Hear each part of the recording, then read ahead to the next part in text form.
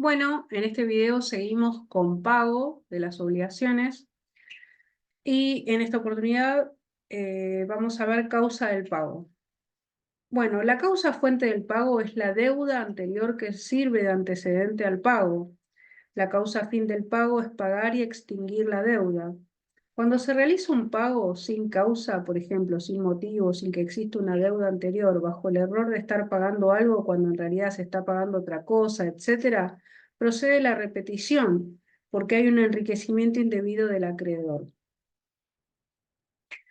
Bueno, ahora vamos a hablar de la mora, o sea, la mora del deudor, ¿no?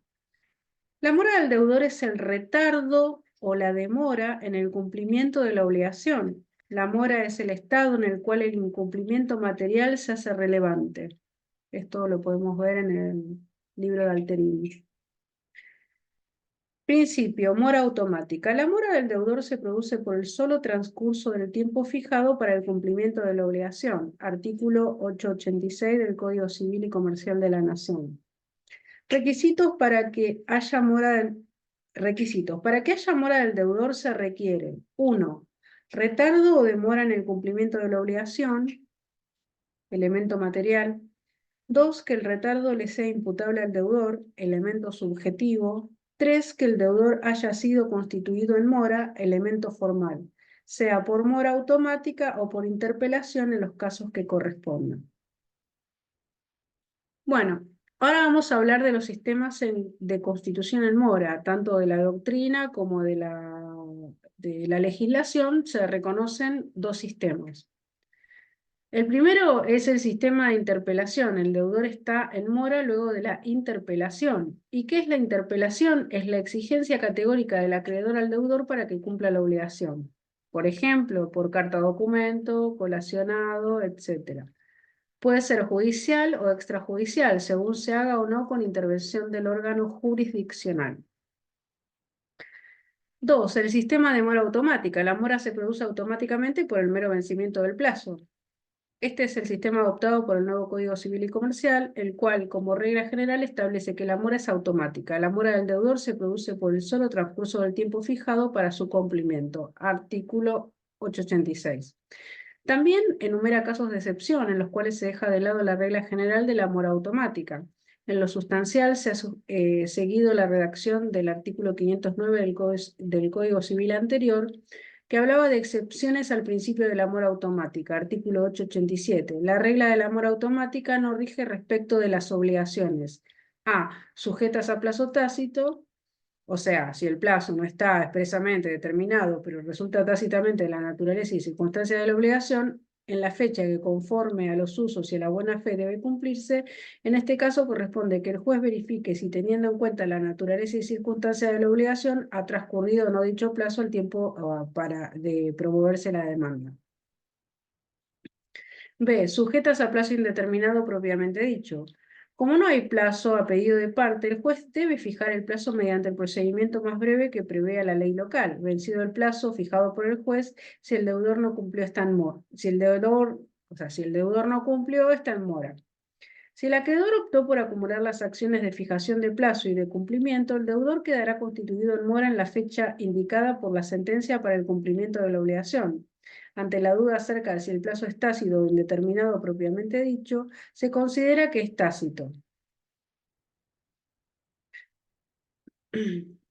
Sobre esto último, en los fundamentos del anteproyecto, que fue antecedente del Código Civil y Comercial, se dice: para diferenciar un supuesto del otro, si el plazo es tácito o indeterminado propiamente dicho, debe indagarse la voluntad de las partes, plasmada en las cláusulas contractuales pertinentes, y determinar si lo que efectivamente ellas han querido es integrar el convenio con una decisión judicial relativa al momento, o sea, al momento preciso en que la obligación debe cumplirse, el plazo indeterminado propiamente dicho, o simplemente diferir los efectos hacia el futuro sin tener en cuenta la intervención judicial alguna, plazo indeterminado tácito. Bueno, ahora vamos a hablar de la exhibición de los efectos de la mora, artículo 888. Para eximirse de las consecuencias jurídicas derivadas de la mora, el deudor debe probar que no le es imputable, cualquiera sea el lugar de pago de la obligación. Para que exista mora del deudor, ella debe ser imputable al deudor, sea por un factor subjetivo, su culpa o dolo, u objetivo por el riesgo creado, garantía, etc. En consecuencia, para eximirse de la mora, el deudor deberá acreditar que el retardo no le es imputable, sea porque de su parte no hubo culpa ni dolo, o porque se debió a un hecho ajeno, del acreedor de un tercero o de un caso fortuito. Efectos de la mora del deudor. Enunciado y análisis. El efecto propio de la mora es hacer relevante jurídicamente el incumplimiento del deudor. A partir de la mora se producen los siguientes efectos. 1. El deudor debe indemnizar al acreedor los daños ocasionados por la mora. 2. El deudor es responsable por los daños que sufre la cosa, aún por caso fortuito. 3. El acreedor puede reclamar la resolución del contrato. Y 4. El deudor queda inhabilitado para poner en mora al acreedor. Derecho a pagar durante la mora. El deudor que se encuentra en mora tiene derecho a pagar, pero a la obligación principal deberá añadirle la indemnización o los intereses que correspondan. Cesación de la mora. Distintas causas. El estado de mora cesa por las siguientes causas. 1. Pago o consignación en pago. 2. Renuncia del acreedor a hacer valer los beneficios de la mora. 3. Imposibilidad de pagar sobrevenida luego del estado de mora. El deudor se libera de responsabilidades futuras, pero no se libera de la responsabilidad anterior a la imposibilidad. Mora del acreedor. Dice el artículo 886 del nuevo código que el acreedor incurre en mora si el deudor lo efectúa, o sea, le efectúa una oferta de pago de conformidad con el artículo 867 y se rehúsa injustificadamente a recibirlo. O sea que el acreedor también puede recaer en mora y tiene que ver con esto de que el deudor quiere pagar y el acreedor se rehúsa injustificadamente a recibir el pago, ¿sí? La mora del acreedor, mora accipiendi, consiste en que la obligación no se cumpla a su debido tiempo por causa imputable al acreedor. El acreedor no coopera o impide la ejecución de la obligación, tal el caso de no concurrir al lugar convenido, rehusarse a recibir lo que se debe, etc. En el código anterior se lo mencionaba, pero no se lo regulaba expresamente. En el nuevo código, en general, se le aplican los mismos principios que rigen la mora del deudor, por lo cual el acreedor queda constituido en mora cuando el deudor le ofreció o intentó cumplir en tiempo, lugar y forma su obligación, y a pesar de ello el acreedor no recibió el pago, no cooperó o impidió dicho cumplimiento u oferta de pago de conformidad con el artículo 867. Y se rehúsa injustificadamente a recibirlo, ¿no? Obviamente.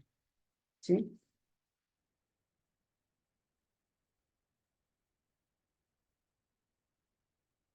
Bueno, ahora vamos a hablar de la prueba del pago. Carga de la prueba. Basándose en la idea de quien invoca un hecho, o sea, de quien invoca un hecho debe probarlo, el artículo 894 establece. Carga de la prueba. La carga de la prueba incumbe A. En las obligaciones de dar y de hacer sobre quien invoca el pago. B. En las obligaciones de no hacer sobre el acreedor que invoca el incumplimiento. Medios de prueba. El pago puede ser probado por cualquier medio probatorio, documentos, testigos, presunciones, etc., salvo que la estipulación o de la ley resulte previsto el empleo de uno determinado o revestidos de ciertas formalidades. Esto lo dice el artículo 895 del Código Civil y Comercial de la Nación. Bueno, entre los medios de pruebas tenemos el recibo, que es un instrumento público o privado en el que el acreedor reconoce haber recibido la prestación debida, artículo 896. Es el medio normal de prueba del pago, consiste en un documento escrito emanado del acreedor en el cual consta la recepción del pago, debe estar firmado por el acreedor y puede ser hecho por instrumento público o por instrumento privado. El recibo de pago reconocido por el acreedor en juicio produce plena prueba del pago. Bueno, dado que el recibo es el medio normal de probar el pago, es lógico que el deudor tenga derecho a exigir el recibo, y si el acreedor se niega a entregarlo, corresponde que el deudor le consigne el pago. El deudor puede incluir reservas en el recibo, o sea, por ejemplo, hacer la reserva del derecho de accionar por repetición, y el acreedor está obligado a consignarlas. A su vez, el acreedor puede pedirle al deudor un contrarrecibo, copia o duplicado del recibo, pero a diferencia de este, el contrarrecibo es firmado por el deudor. El acreedor tiene derecho a exigirlo, artículo 897 infine, pues a él le puede resultar de utilidad para acreditar, o sea, para que pueda acreditar ciertas circunstancias, como ser si se pagó capital o intereses, a qué deuda se imputó, etc. En materia laboral es obligatorio. Artículo 8, a ver, ¿por qué artículo estamos? Artículo 897, derecho a exigir el recibo. El cumplimiento de la obligación confiere al deudor derecho de obtener la constancia de la liberación correspondiente. El acreedor también puede exigir un recibo que pruebe la recepción. Artículo 898, inclusión de reservas. El deudor puede incluir reservas de derecho en el recibo y el acreedor está obligado a consignarlas. La inclusión de estas reservas no perjudica los derechos de quien extiende el recibo. El hecho de que el deudor tenga el recibo en su poder hace presumir que el pago se realizó. A su vez, el hecho de que el deudor carezca de recibo hace presumir que no pagó. Para destruir esa presunción, el deudor deberá acreditar fehacientemente el pago por otros medios, documentos, testigos, presunciones, etc. Presunciones relativas al pago. El código en el artículo 899 establece una serie de presunciones relativas al pago, pero vale aclarar que son presunciones iuris tantum, pues admiten prueba en contrario. Artículo 899. Presunciones relativas al pago. Se presume, excepto prueba en contrario, que a. Si se otorga un recibo por saldo, quedan canceladas todas las deudas correspondientes a la obligación por la cual fue otorgado. B. Si se recibe el pago correspondiente a uno de los periodos, están canceladas las anteriores, sea que se debe una prestación única de ejecución diferida, cuyo cumplimiento se realiza mediante pagos parciales, o que se trate de prestaciones sucesivas que nacen por el transcurso del tiempo. C. Si se extiende el recibo por el pago de la prestación principal sin los accesorios del crédito y no se hace reserva. Estos quedan extinguidos. D. Si se debe daño moratorio y al recibir el pago el acreedor no hace reserva a su respecto, la deuda por ese daño está extinguida. Gastos del pago. La doctrina ha establecido como principio general que salvo las partes establezcan los contrarios, los gastos del pago deben ser soportados por el deudor, ya que lo lógico es que el acreedor reciba íntegro lo debido sin ninguna disminución, ¿no? Bueno, efectos del pago. El pago produce efectos de gran importancia que suelen clasificarse. 1. Efectos principales o necesarios. Son los que se dan necesariamente en cualquier obligación cuando se cumple y consisten en la extinción del crédito. El crédito se extingue porque el pago del acreedor fue satisfecho a su interés y la liberación del deudor. Con el pago se extingue la deuda principal y también todos sus accesorios. Por ejemplo, prendas, hipotecas, fianzas, etc. Por lo general, estos efectos se dan juntos y tienen carácter definitivo e irrevocable, pero por excepción en algunos casos el pago cancela el crédito pero no libera al deudor, por ejemplo en el pago realizado a un tercero, o libera al deudor pero no cancela el crédito. Si se pagó o por ejemplo si se pagó a un acreedor aparente. 2. Efectos accesorios. Aparte de los efectos necesarios, el pago también produce otros efectos. Ellos son efecto de reconocimiento, el pago significa reconocer la existencia y eficacia de la obligación, y el efecto de confirmación, si la obligación adolecía de una nulidad relativa, el pago, sea total o parcial, implica confirmar tácitamente el acto. Lógicamente, para que esto ocurra debe haber desaparecido la causal de nulidad. Por ejemplo, si contrató un menor, hay nulidad relativa, pero el acto queda confirmado si al llegar a la mayoría de edad, desaparición de la causal, efectúa el pago. C. Efectos de consolidación. En los contratos celebrados con seña en los cuales las partes pueden arrepentirse, el pago implica en principio de ejecución del contrato. El pago implica un principio de ejecución del contrato y las partes ya no pueden arrepentirse. De esta manera el acto queda consolidado por el pago. D. Efecto interpretativo. Dado que la conducta de las partes es un elemento básico para interpretar la intención de ellas, o sea, al momento de contratar, es indudable que el pago posterior servirá para interpretar el significado y alcance de las obligaciones contraídas. Esto lo dice Jean Bias. 3. Efectos incidentales. A. El pago hecho por un tercero genera a favor de éste el derecho a obtener del deudor el reembolso de lo pagado. B. El pago indebido o sin causa genera a favor del solvens el derecho a repetir lo pagado. Y C. El pago es inoponible cuando se realiza en fraude de los acreedores o no se respeta el derecho de los embargantes. Bueno, ahora vamos a hablar de la imputación del pago. ¿En qué consiste? Consiste en determinar a qué deuda se asignará un pago, cuando entre un mismo deudor y acreedor existan varias obligaciones y el pago hecho no alcance a cubrirlas a todas. Para que haya imputación se deben dar determinadas circunstancias o requisitos. A. Pluralidad de deudas entre acreedor y deudor. B. Que todas sean de la misma naturaleza. Y C. Que el pago sea insuficiente para cubrir todas las obligaciones. ¿Quién debe realizar la imputación del pago? Bueno, la imputación del pago debe ser hecha en el siguiente orden. Primero por el deudor, segundo por el acreedor en defecto del anterior y tercero por la ley en defecto de los anteriores.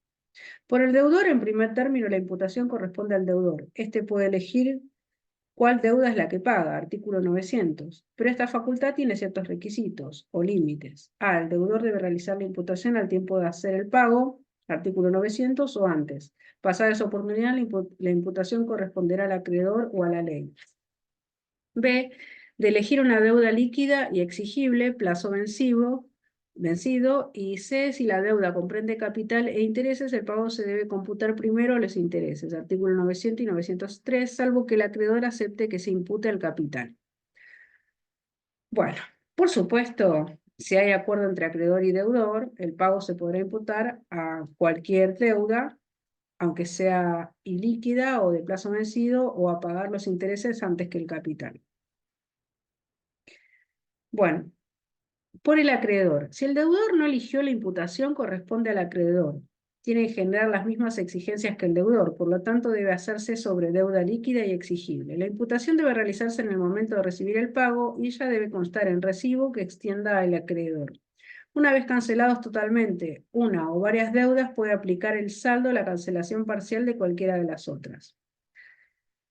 Bueno, en otro supuesto, por la ley, si ninguno de los dos, ni el deudor ni el acreedor, hizo imputación, la ley que establece el pago se imputará, o sea, que establece el pago se imputará en primer término a la obligación del plazo vencido más onerosa para el deudor, artículo 902, porque lleva lleva intereses o porque lleva pena para el caso de incumplimiento o porque media prenda hipoteca o por otra razón semejante. Ante el silencio de las partes, la ley se inclina por beneficiar al deudor.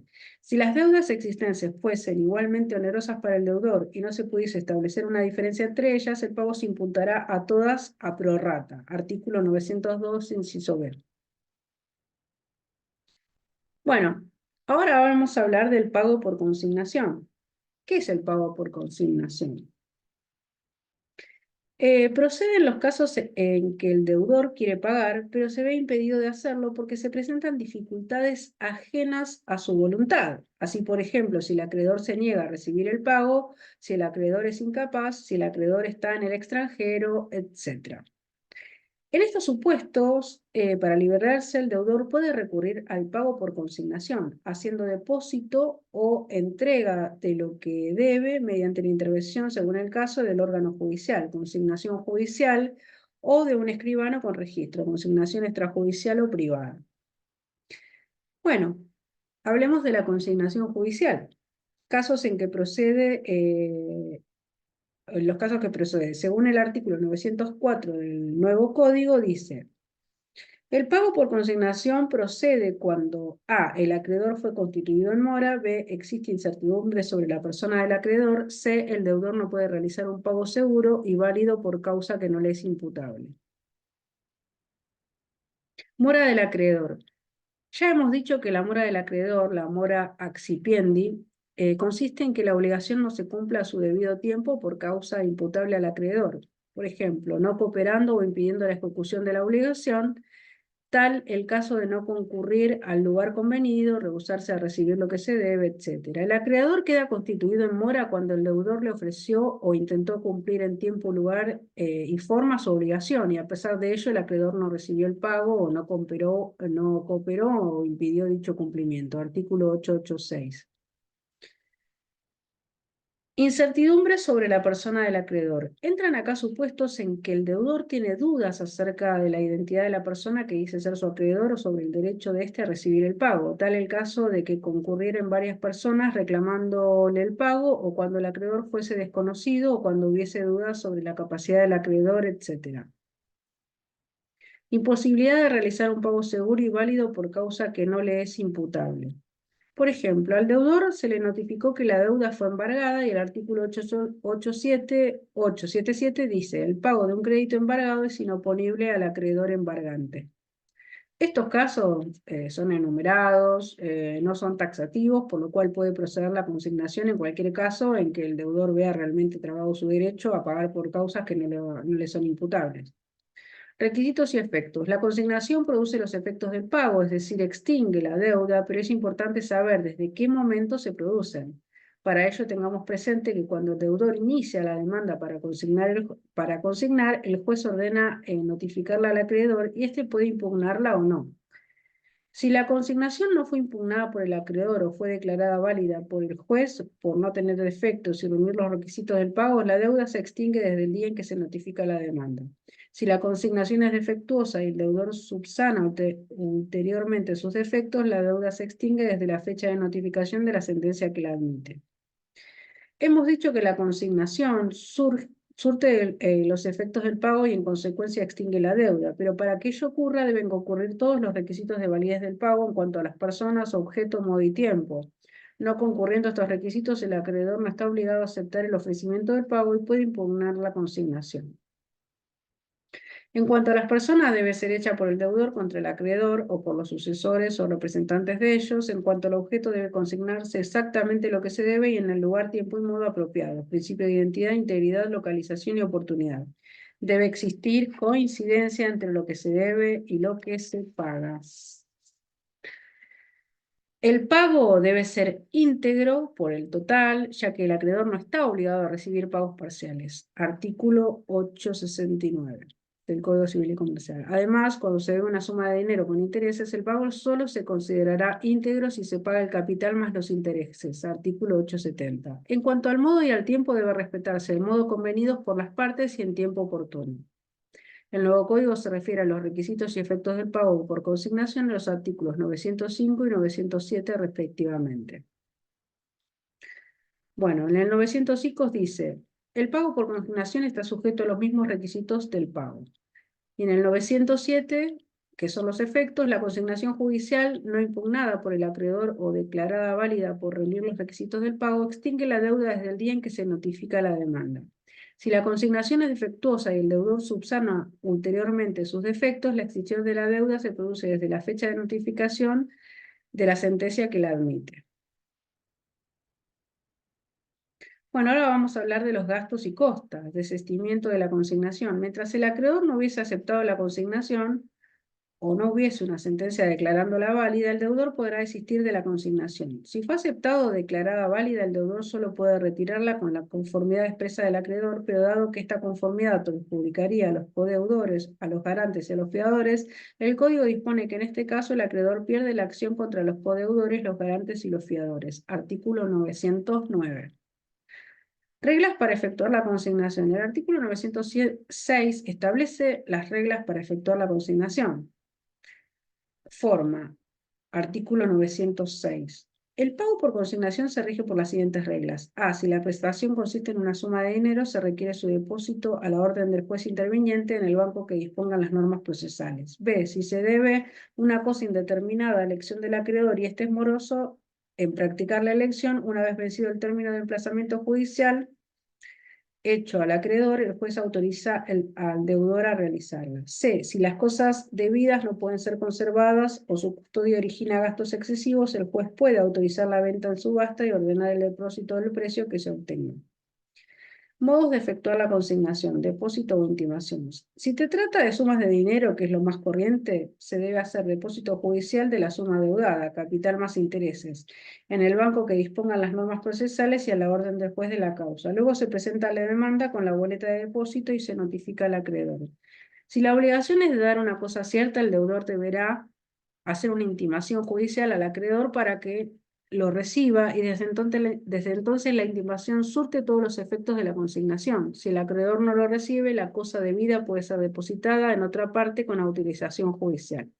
Si la obligación es de dar una cosa indeterminada y la elección de la cosa es a cargo del acreedor, el deudor debe hacer dos intimaciones al acreedor. La primera para que elija la cosa, si el acreedor no hace la elección, elige el deudor, y la segunda es para que la reciba, como en el caso de cosa cierta. Si la elección fuese a cargo del deudor, éste elige la cosa y luego intima para que la reciba.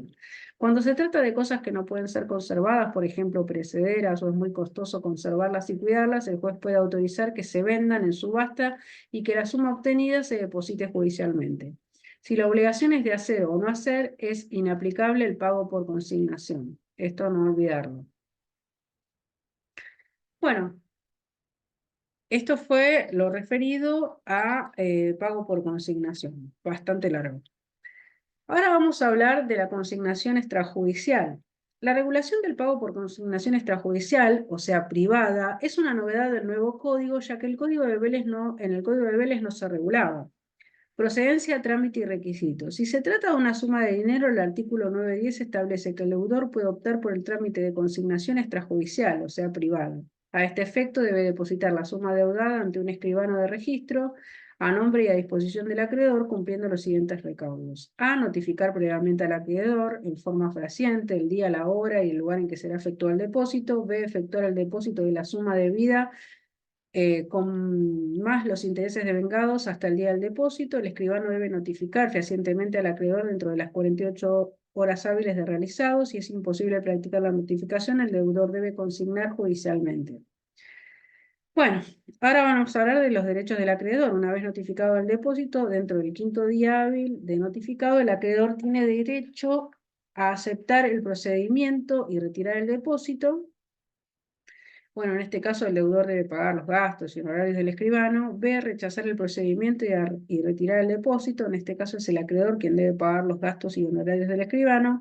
C, rechazar el procedimiento y el depósito o no expedirse. En ambos casos el deudor puede disponer de la suma depositada para consignarla judicialmente. Derechos del acreedor que retira el depósito. Dice el artículo 912 del nuevo código. Si el acreedor retira lo depositado y rechaza el pago, puede reclamar judicialmente un importe mayor o considerarlo insuficiente o exigir la repetición de lo pagado por gastos honorarios por considerar que no se que no se encontraba en mora, o ambas cosas. El recibo debe hacer reserva de su derecho, caso contrario se considera que el pago es liberatorio desde el día del depósito. Para demandar tiene un término de caducidad de 30 días, computados a partir del recibo con reserva.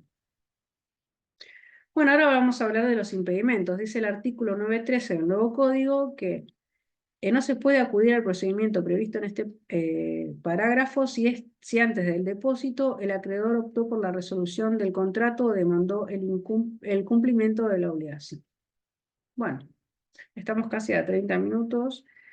Vamos a seguir en otro video con pago de subrogación, que es el que realiza un tercero, no el verdadero deudor, y ese tercero que paga la deuda se subrogan los derechos del acreedor, es decir, lo reemplaza en la relación obligacional y pasa a tener todos los derechos y acciones y garantías que el acreedor primitivo tenía contra el deudor. Esto lo encontramos en el artículo 914 del Código Civil y Comercial de la Nación, que dice: el pago por subrogación transmite al tercero que paga todos los derechos y acciones del acreedor. La subrogación puede ser legal o convencional. Bueno, ahora en un rato vamos a seguir con pago por subrogación, ¿sí? Porque ya se nos termina el tiempo.